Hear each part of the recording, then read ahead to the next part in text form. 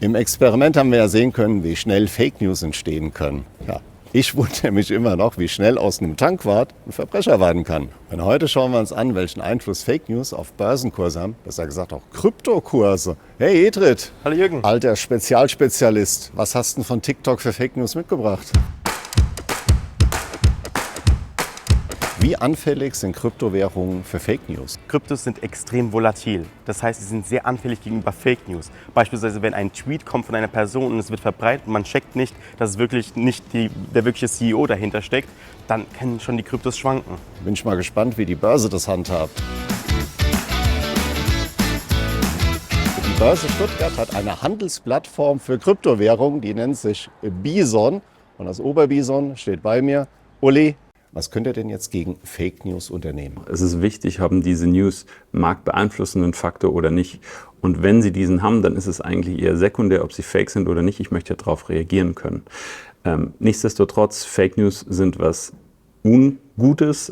Sie verunsichern die Marktteilnehmer und dementsprechend sollte man dagegen vorgehen. Wie filtert ihr denn jetzt die Nachrichten? Wir haben bei der Bison-App den Kryptoradar. Hier filtern wir jeden Tag um die 2 Millionen Tweets zu Kryptowährungen. Ja. Und diese Tweets kommen von entsprechenden Quellen und wir schauen uns eben an, was steht in diesen Tweets drin und welchen Sentiment haben die in Bezug auf die jeweilige Kryptowährung. Und das wird eben maschinell ausgelesen und bewertet. Positiv, negativ, neutral. So, wie ist denn die Stimmung heute? Also hier siehst du jetzt beispielsweise das Sentiment, die aktuelle Stimmungslage zu den bei uns handelbaren Kryptowährungen. In Summe sind alle sehr positiv und auf der guten Seite. Welche goldenen Regeln hast du dann für die Anlegerinnen? Also ich glaube, wenn man in den Markt rein möchte, sollte man sich informieren. Das ist wichtig, die Assetklasse sich anschauen. Und wenn man sich informiert, eben schauen, was ist die Quelle, wer ist der Absender, auch Cross-Check über Mainstream-Medien, sind diese Informationen auch anderswo verbreitet.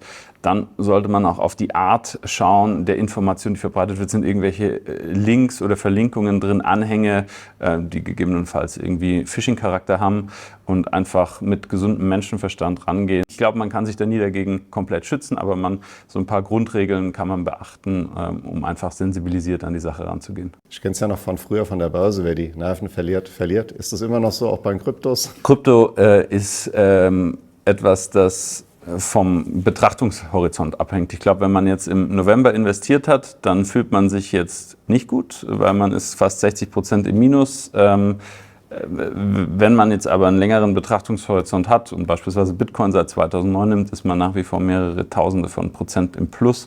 Und ich glaube, also bei mir ist es jetzt so, ich sehe diese Anlageklasse eher als langfristig und bin daher trotz des Rückgangs nach wie vor entspannt.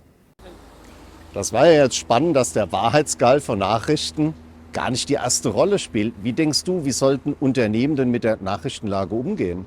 Genau, das ist es ja. Weil selbst wenn man Nachrichten verbreitet, überprüft man meistens ja die gar nicht, sondern man teilt sie einfach weiter. Deswegen ist es wichtig, eine schnelle Kommunikation sowohl intern als auch extern über alle verschiedenen Channels auch zu machen. Also heute war das so viel Information, ich grübel da heute auch noch mal drüber.